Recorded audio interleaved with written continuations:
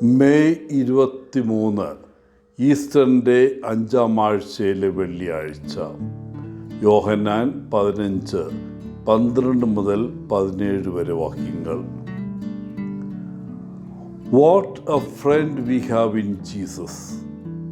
യേശുവിൽ നമുക്ക് എത്ര നല്ലൊരു സുഹൃത്തുണ്ട് എന്ന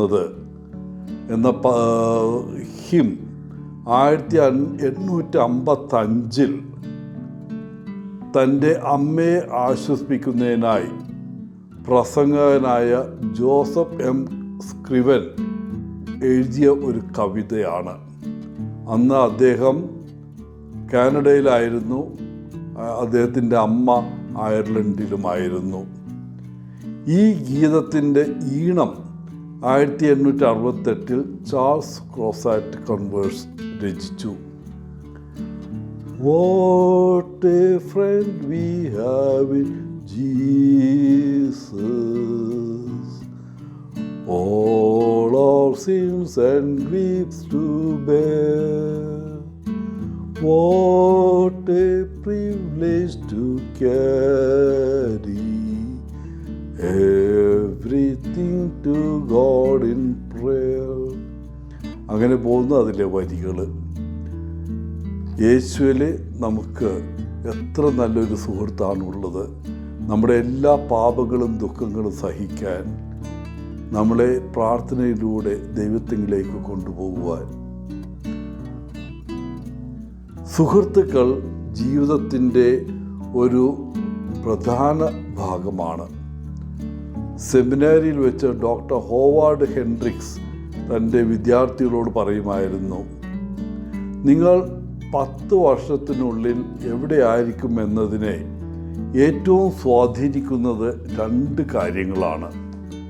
ഒന്ന് നിങ്ങൾ വായിക്കുന്ന പുസ്തകങ്ങളും മറ്റത് നിങ്ങൾ സൃഷ്ടിക്കുന്ന സുഹൃത്തുക്കളും.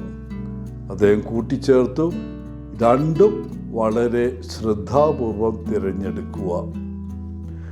വളരെ ഫേസ്ബുക്കെല്ലാം നിലവിൽ വരുന്നതിന് വളരെ മുമ്പായിരുന്നു അത്.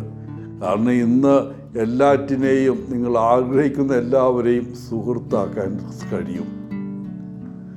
എന്നാൽ നമുക്ക് ഉണ്ടായിരിക്കേണ്ട ഏറ്റവും പ്രധാനപ്പെട്ട സുഹൃത്ത് കർത്താവായ യേശുവാണ്. ഇന്ന് നമുക്ക് സ്വയം ചോദിക്കാവുന്ന ഇതാണ്, യേശു എന്നെ തൻ്റെ സുഹൃത്തെന്ന് വിളിക്കുമോ? ഇന്നത്തെ സുവിശേഷ വാക്യം യേശു തൻ്റെ സുഹൃത്തുക്കൾ എന്ന് വിളിക്കുന്നവരുടെ 4 സവിശേഷതകൾ വെളിപ്പെടുത്തുന്നു. 1, യേശുവിൻ്റെ സുഹൃത്തുക്കൾ പരസ്പരം സ്നേഹിക്കുന്നു. 2, അവൻ്റെ കൽപ്പനകൾ അനുസരിക്കുന്നു. 3, അവൻ്റെ സത്യങ്ങൾ മനസ്സിലാക്കുന്നു. 4, അവ ഫലം പുറപ്പെടുവിക്കുന്നു. യേശു നമ്മെ സ്നേഹിച്ചതുപോലെ പരസ്പരം സ്നേഹിക്കാൻ അവിടുന്ന് പറയുന്നു. അത് തികച്ചും വലിയൊരു കൽപ്പനയാണ്. യേശു പറഞ്ഞതുപോലെ നമ്മുടെ എല്ലാം കൊടുക്കാൻ നമുക്ക് സാധിക്കുമോ? യേശു നമ്മെ എന്തുമാത്രം ആഴത്തിൽ സ്നേഹിച്ചു.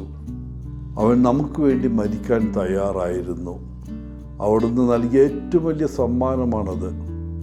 നമുക്കുള്ള ചോദ്യം ഇതാണ്, നമ്മൾ പരസ്പരം മരിക്കാൻ തയ്യാറാണോ? എല്ലാവർക്കും നല്ലൊരു ദിനം ആശംസിച്ചുകൊണ്ട് ഒത്തിരി സ്നേഹത്തോടെ പോളച്ചൻ CSSR ഫ്രം കേരള.